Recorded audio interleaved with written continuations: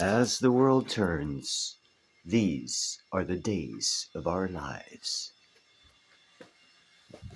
Hi, I'm Neil on Dynasty. Please like, share, and subscribe. That critter out there is called Grayman. This one's Harley. That one's Gandalf.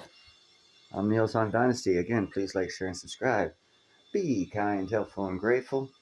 Buy some silver, some platinum, some crystallized osmium, and believe me when I say things, because eventually I turn out to be right a hell of a lot. I've been jumping on South Africa's booty butt for their ridiculous comments and blatant bullshit when we cut aid to them for 90 days just to reevaluate where the money's going. And it only took less than 2 weeks for the African governments to expose how they were misappropriating those billions of dollars. Neil, what are you talking about? Well, hell, I don't know. Let's go to Africa is Powerful. Hit the ding ding, and let's see what the hell they got to say. Ibrahim Traoré raises critical questions about terrorism in West Africa. Who supports it? Who funds these terrorists? How they acquire expensive weapons that even national militaries lack? And how they sustain themselves for years in hiding. He is not merely speculating. He is addressing a grim reality that many refuse to confront. Yet, whenever he speaks out, he is met with fierce opposition. His critics dismiss his concerns, accusing him of ignorance. However, what these detractors fail to acknowledge is that the very individuals attacking his credibility are often the same ones, enabling and profiting from terrorism. These are not ordinary people. They are the powerful, the untouchable, those who control governments, financial systems, and international organizations. Now, shocking revelations have surfaced following Donald Trump's decision to cut US aid funding to Africa. Exclusive details are emerging that expose a long-suspected reality: foreign aid is not always what it seems. As these truths unfold, we see some African leaders panicking, and it's becoming clear why. Before we break it all down, if you haven't already, hit that like button and subscribe for more eye-opening content. Now, let's get into it. A bombshell revelation has shaken the global stage as American Republican Congressman Scott Perry has publicly accused the United States Agency for International Development, USAID, of indirectly funding terrorist organizations, including Nigeria's Boko Haram. During a congressional session, Perry made a staggering claim. Nearly $697 million annually from US taxpayers intended for aid projects has ended up benefiting terrorist groups across various regions, including Africa. According to Perry, USAID's financial resources, initially meant for humanitarian and educational programs, have instead been exploited to fund madrasas, terrorist training camps, and extremist networks, such as Boko Haram in Nigeria, ISIS, Middle East and Africa, Al-Qaeda Global Network. The congressman specifically referenced operations in Afghanistan and Pakistan, where large sums of US aid were allocated to education programs that showed zero evidence of real development. Instead, these funds allegedly ended up in the hands of radical groups, strengthening their recruitment, training, and operations. The American people need to wake up. Their hard-earned money is being used to support organizations that want to destroy Western values, Perry declared. He called for an immediate overhaul of the US funding system to prevent further abuse. Perry cited an Inspector General's report revealing that despite US funding, to keep my immune system supported, regions in Afghanistan continue to suppress women's rights, even after receiving millions in aid. Programs such as the Women's Scholarship Endowment, $60 million annually, and Young Women Lead, $5 million annually, have shown no measurable impact. This revelation brings forth a disturbing question. If such large sums of US aid were being abused in Afghanistan and Pakistan, what about Africa? Before we evaluate whether Perry's claims are true, let me share a personal account of what I have observed regarding USAID's operations in Africa. Last week, many Africans were outraged by Donald Trump's decision to freeze aid to African countries. Social media erupted with complaints condemning his move as unfair and harmful. However, while people focused on attacking Trump, something happened in Lesotho that should have raised alarm bells. The principal secretary of Lesotho's Ministry of Public Works went to court to block the Parliament's Public Accounts Committee from investigating her ministry for misuse of public funds. Instead of welcoming the inquiry and proving that nothing was wrong, she chose to fight transparency.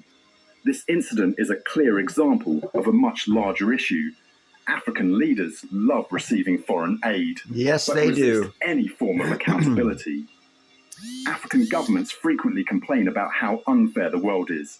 They blame colonialism, the global economy, and climate change for their struggles. But the reality is that even when they receive foreign aid, they either waste it, steal it, or mismanage it. And when someone asks questions, they react aggressively rather than proving they have used the funds wisely. Let's return to Lesotho as an example. The Ministry of Public Works is responsible for infrastructure, a sector infamous for corruption across Africa. If the ministry had nothing to hide, why block an investigation? This same pattern is repeated across the continent. South Africa, public funds mysteriously disappear into politicians' pockets. Nigeria, billions meant for development are misappropriated. Kenya, national debt keeps soaring while government officials live lavishly. The common denominator, African leaders who exploit foreign aid and avoid accountability. None of this is Donald Trump's fault. None of this is the West's fault. It is African leadership failing its own people. Hot The reality damn. is simple. No amount of foreign aid will fix Africa if its leaders continue to steal from their citizens. What's shocking is how African leaders act as though they are entitled to foreign aid while rejecting oversight. But that's not how it works. If a country wants respect, it must demonstrate responsibility and integrity. The US taxpayer is under no obligation to fund corrupt governments. Aid is supposed to help people, not finance waste and theft. If African governments were serious about development, they would focus on building self-sufficient economies instead of relying on handouts. Americans have every right to stop funding regimes that steal from their people. The core issue is not Trump's decision. It is the culture of corruption in African governance. Amen to that one. Hot damn. I've been hollering about that for quite some time. You know, it's always America's fault. It's always the white man's fault. When you hear that, someone's stealing, and it ain't the white man. We need to realize that. Well, you guys need to realize that. Leaders do not fear consequences because their citizens rarely hold them accountable. Instead of complaining about Trump's aid cuts, Africans should be demanding better governance. If leaders panic when asked about financial transparency, it's because they have something to hide. The real issue is not a lack of aid. The real issue is bad leadership. African leaders love free money, but hate being questioned. Until that changes, no amount of foreign aid will fix the continent's problems. Bingo. That's all you need to hear. That's the basic bottom line. $2 to a dime. Ain't nothing more you can do about it. If I hand you $1,000 to feed your kids and you go out to the casino and you spend $1,001 and come back and bitch that your kids are hungry, you're a fucking idiot. Most African countries, well, they need to wake up. Their people are great, just like China. The people are great. They're just led by such moronic, thieving, corrupt, slave-owning leaders. I mean, look at South Africa, the DNC.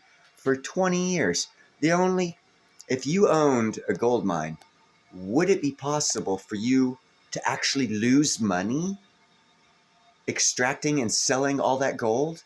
Because somehow South Africa has. For over 10 years, they've lost like $5 billion on extracting gold. They're losing money on extracting platinum. How do you do that? They are the only country in the world that has that business format. Every other mine out there actually makes money. How can South Africa have a large supply of gold and lose money, the largest supply of platinum, and lose money? Oh my God, let's think. Okay, it's the white guy. We're stealing it from him, obviously. Wait. BRICS is not colonial West. So who's stealing from Africa? Oh, Africans. Their leaders are stealing from them. Their leaders are enslaving them. Nigeria has been the hub of slavery for 400 years, 500 years. They are the #1 slave owners in history. They are in the center part of Africa where no colonial could have ever gone. Where did all these slaves come from? I don't know. Let's look at some footage of Nigeria and see how they take slaves in 2025. What they do is 2 of them will get together, walk around, pick someone up, throw them in the back of their truck, take them to the fields, tell them to work all day. Work's done. They put them back in the truck, drop them off back in the city and leave. Don't pay them. Yeah, that's not really slavery. No, that is slavery. That's forced indentured servitude. And they do it like it's nothing. And you don't care. You don't know because we all hate the white guy. What the fucking stupid narrative of that? What Africa needs is more white people, if anything, because every one of your black leaders for 20 years has screwed you and blamed us for them screwing you, and you believed them. I'm talking to Africans. The African people believed their African leaders that the white colonialist Americans were the evil, when in reality, the over 20 years, I'd say probably $1 trillion went to you guys. How much did you get? Your leaders got 999 billion. Did you get 1 billion of that trillion that we gave you over 20 years? Because we're not going to give it no more. And you know who's upset? Your leaders. Their 4th wife and their 5th wife and their 3rd house and their 5th vacation of the year. We're not going to pay for it anymore in the form of aid to help you, because you Africans yourselves don't hold your governments accountable. You just keep following their narrative. Oh, it's easier to blame the white person. Let's just take more from white people. Okay, we're going to stop giving. Screw you. Have a nice day.